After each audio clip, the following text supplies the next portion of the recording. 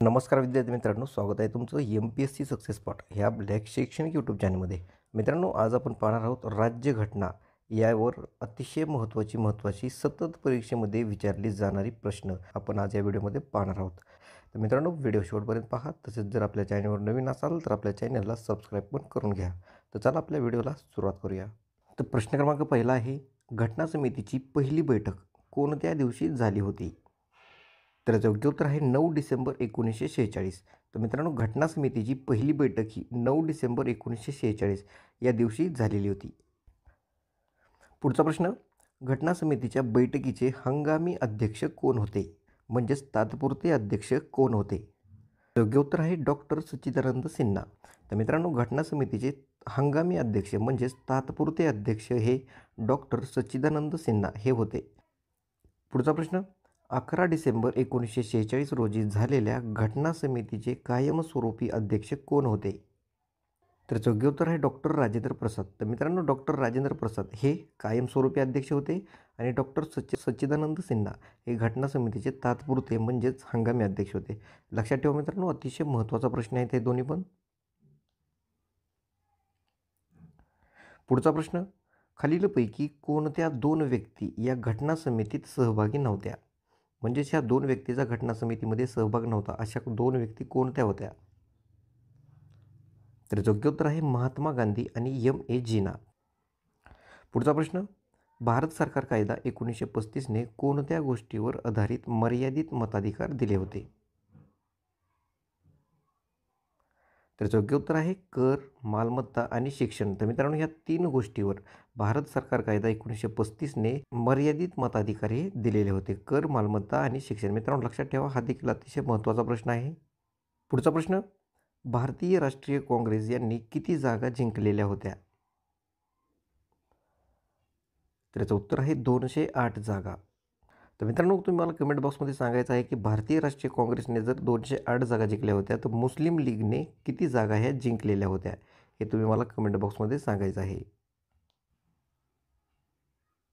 पुढचा प्रश्न पाहूया, घटना समितीची संकल्पना सर्वप्रथम कोणी आणि कोणत्या साली मांडली होती? तर याचं योग्य उत्तर आहे M.N. रॉय. तर मित्रांनो, घटना समितीची संकल्पना ही सर्वप्रथम M.N. रॉय यांनी मांडलेली होती आणि ती कोणत्या साली मांडली होती? तर 1934 या साली ही मांडलेली होती. मित्रांनो, प्रश्न व्यवस्थित समजून घ्या. प्रश्न कसाही आणि कसाही फिरून विचारला जाऊ शकतो, त्यामुळे प्रश्न व्यवस्थित समजून घ्या आणि व्हिडिओ जर समजला नसेल तर व्हिडिओ परत पाहून घ्या मित्रांनो, जेणेकरून तुमचे सर्व प्रश्न हे क्लिअर होऊन जातील. पुढचा प्रश्न, संविधान सभेची म्हणजेच घटना समितीची कोणत्या साली स्थापना ही करण्यात आलेली होती? त्याचं उत्तर आहे इसवी सन 1946. तर मित्रांनो, संविधान सभेची म्हणजेच घटना समितीची स्थापना ही 1946 या साली करण्यात आलेली होती. मित्रांनो, लक्षात ठेवा, अतिशय महत्त्वाचा प्रश्न आहे. पुढचा प्रश्न, घटना समितीत एकूण किती सदस्य असतात? तर याचं उत्तर आहे 389. तर मित्रांनो, घटना समितीमध्ये एकूण 389 इतके सदस्य असतात. तर मित्रांनो, त्यामध्ये 296 जागा ह्या ब्रिटिश भारतासाठी असतात आणि 93 जागा या संस्थानासाठी असतात. हे दोन्ही पॉईंट देखील तुम्ही लक्षात घ्या.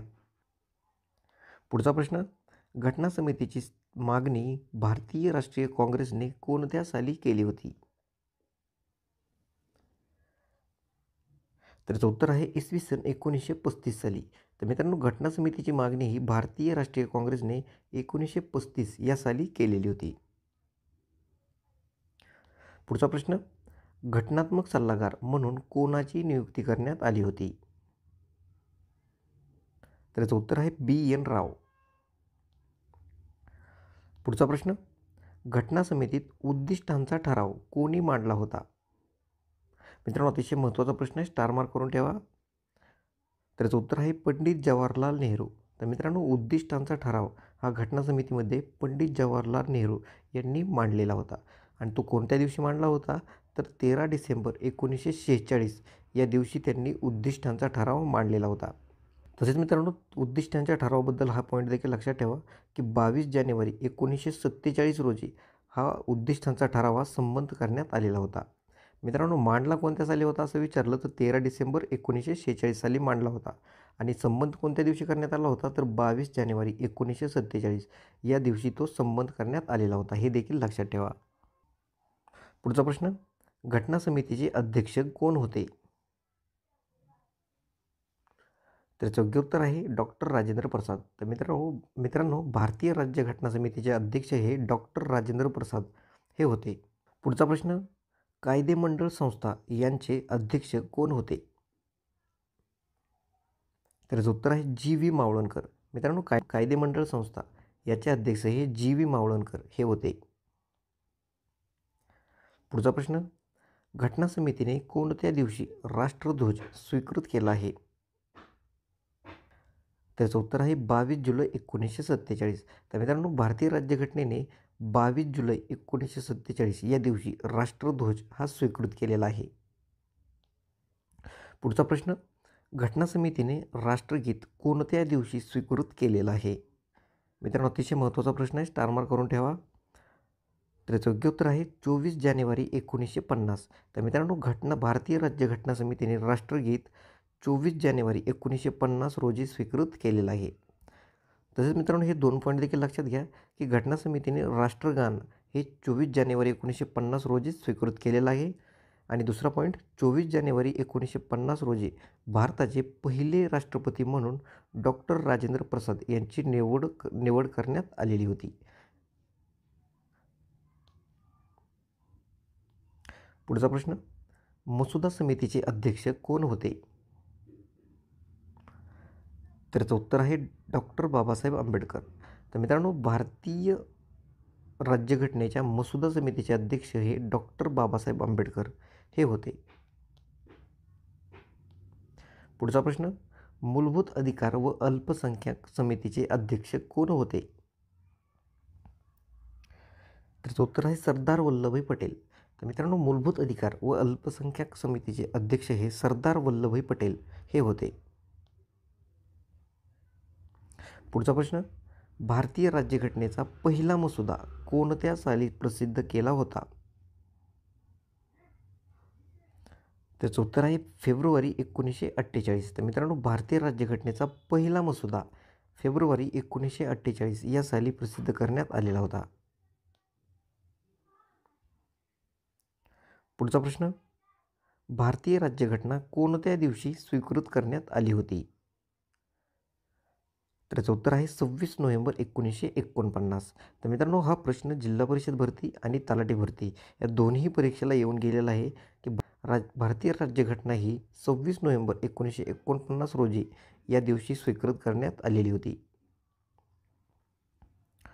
पुढचा प्रश्न, घटना समितीचे सचिव म्हणून कोणाची निवड करण्यात आली होती? त्याचं उत्तर आहे H.V.R. अय्यंगर. तर मित्रांनो H.V.R. अय्यंगर यांची घटना समितीचे सचिव म्हणून निवड करण्यात आलेली होती.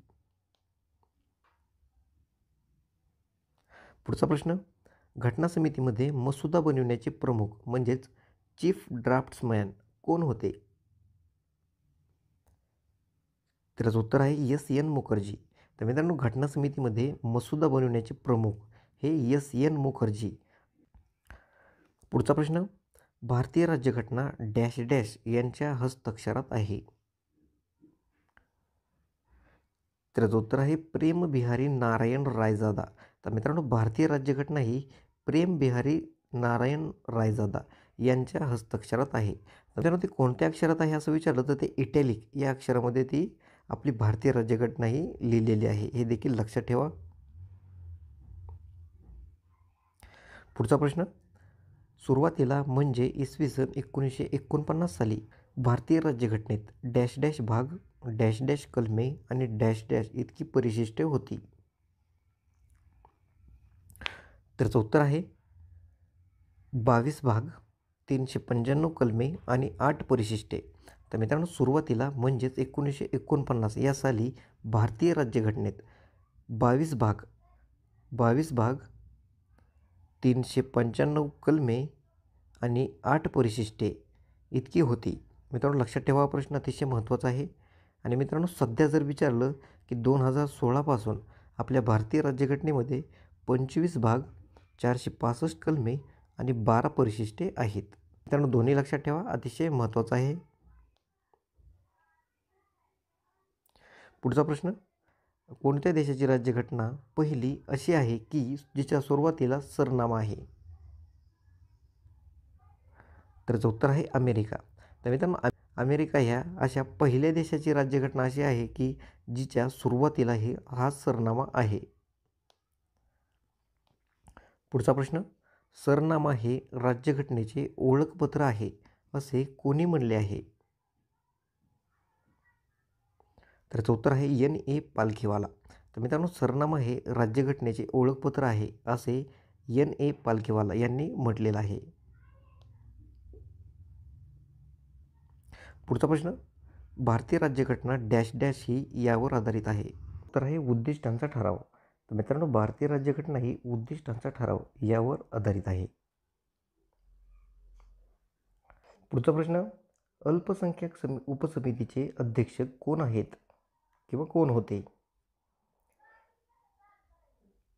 तर उत्तर आहे H.C. मुखर्जी. तर मित्रांनो अल्पसंख्याक उपसमितीचे अध्यक्ष हे H.C. मुखर्जी हे होते.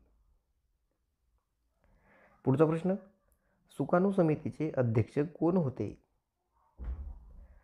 तर उत्तर आहे डॉक्टर राजेंद्र प्रसाद. तर मित्रांनो सुकाणू समितीचे अध्यक्ष हे डॉक्टर राजेंद्र प्रसाद हे होते.